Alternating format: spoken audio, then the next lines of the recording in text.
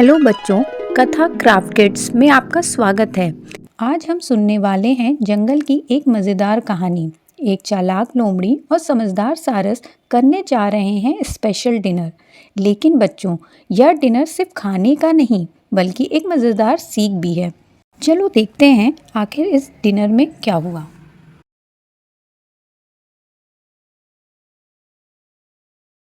एक समय की बात है।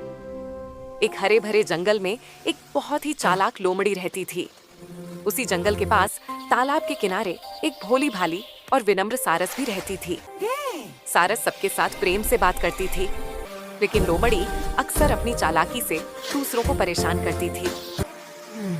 एक दिन लोमड़ी ने सोचा, क्यों ना सारस को खाने पर बुलाकर थोड़ा मजाक किया जाए। वह सारस के पास गई और मीठी आवाज में बोली, सारस बहन, कल मेरे घर भोजन है, जरूर आइएगा। सारस खुशी खुशी मान गई। अगले दिन लोमड़ी ने स्वादिष्ट खिचड़ी बनाई, लेकिन उसने खाना छपटी थाली में परोसा। लोमड़ी तो आसानी से थाली से खाना खाने लगी, पर सारस अपनी लंबी चोंच के कारण थाली से एक दाना भी नहीं उठा पाई।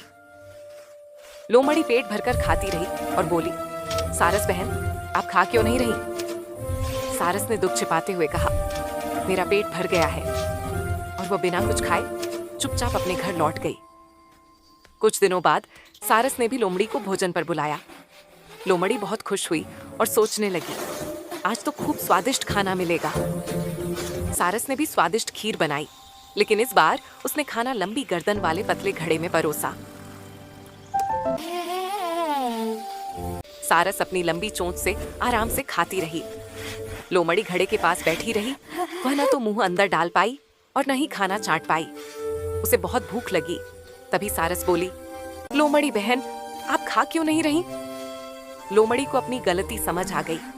वह शर्मिंदा होकर बोली, सारस बहन, मुझे माफ कर दो, मैंने आपके साथ अच्छा व्यवहार नहीं किया।